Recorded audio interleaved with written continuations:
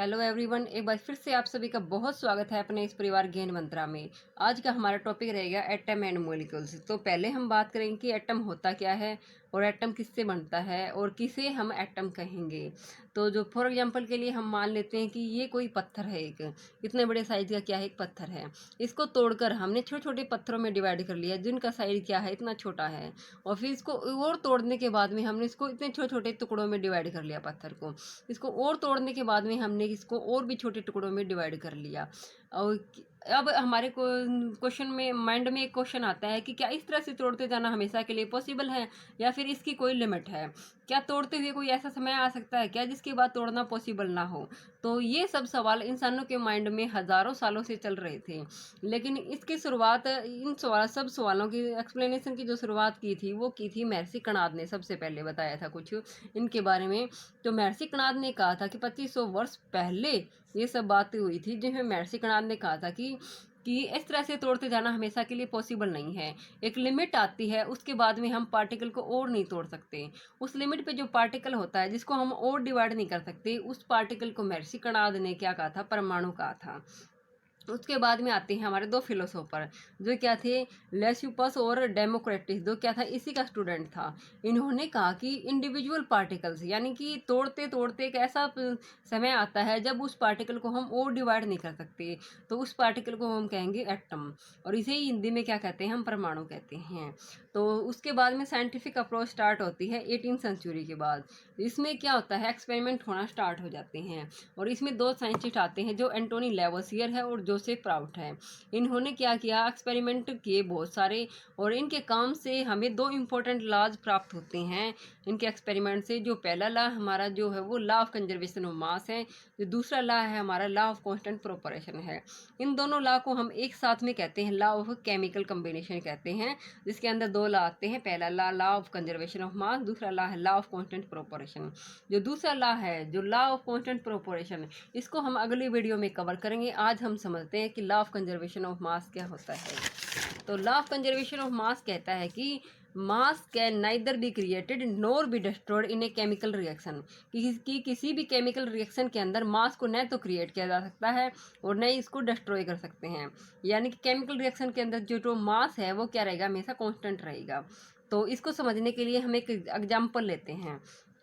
तो एग्जाम्पल में हम लेते हैं कि एक वेइंग मशीन लेते हैं जो क्या करती है, वेट करती है। तो एक वेइंग मशीन लेते हैं, इसके ऊपर हम रखते हैं कुछ लकड़ियों के टुकड़े रखते हैं। ये हमने क्या लिख दिया, कुछ लकड़ियों के टुकड़े लिख दिए जो हमने रेड कलर में शो कर रखे हैं। तो इन लकड़ियों के टुकड़े रख के हमने क्या किया, इसको वेट कर लिया। तो वेट करने पे हमने मान लिया कि इसका जो वेट आता है वो लगभग 1 किलोग्राम 1 किलोग्राम इसका वेट आता है। उसके बाद में हमने क्या किया, इन लकड़ियों में क्या लगा दी, आग लगा दी। आग लगाने के बाद में क्या है, ये ऑक्सीजन की प्रेजेंस में क्या जलना स्टार्ट हो जाएंगी। और जलेंगी तब ये जब पूरी तरह से जल जाएंगी लकड़ियाँ, तब हमें एक ऐश प्राप्त होगी इन लकड़ियों की। और उसके बाद में क्या किया हमने, इस ऐश का क्या किया, फिर से वेट किया। जब हमने इस ऐश का फिर से वेट किया तो ये हमें 1 किलोग्राम प्राप्त नहीं हुआ, बल्कि इसका 1 किलोग्राम से हमें क्या मिला, कम ही मिला।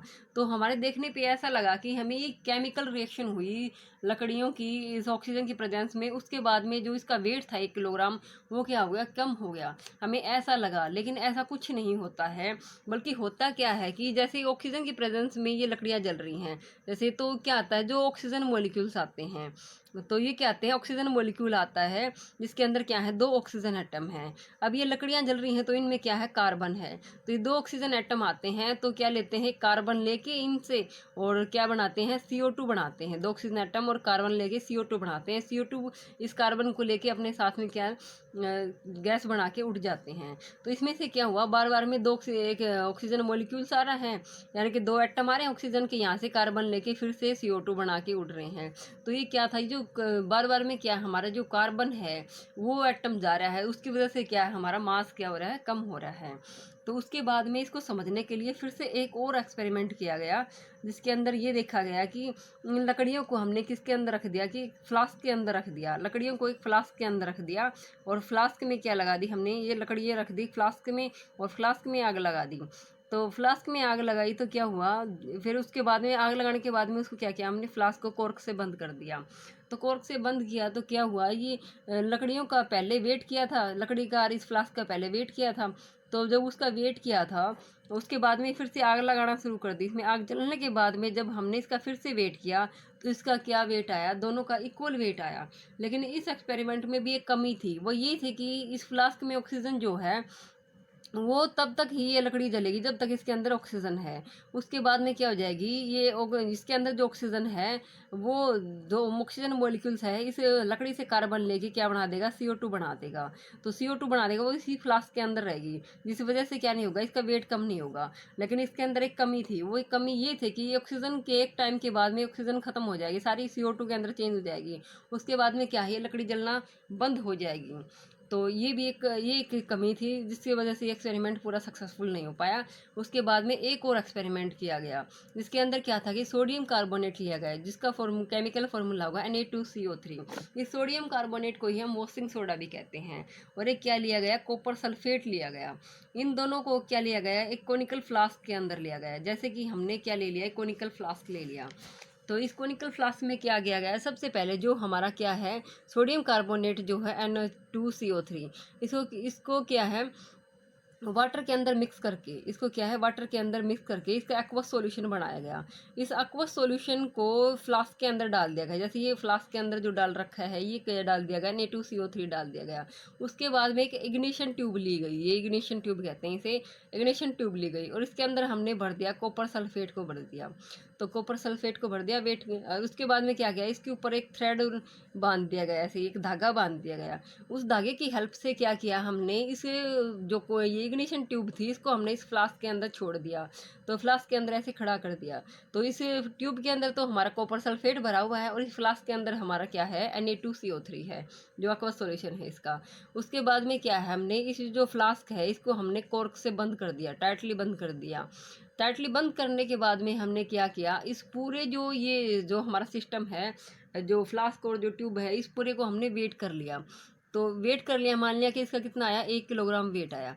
उसके बाद में क्या करवाया गया, जो Na2CO3 है और जो कॉपर सल्फेट है, इन दोनों की रिएक्शन करवाएगी। कैसे करवाएगी, जैसे इसको ट्यूब को थोड़ा सा टिल्ट करके, कैसे भी इसको थोड़ा टिल्ट करके या फिर तो इसको हिला डुला के हमने क्या किया, इसी कॉपर सल्फेट को निकाल के इसके अंदर गिरा दिया गया जो Na2CO3 के अंदर है। फिर Na2CO3 और कॉपर सल्फेट दोनों के अंदर क्या हुई, रिएक्शन हुई।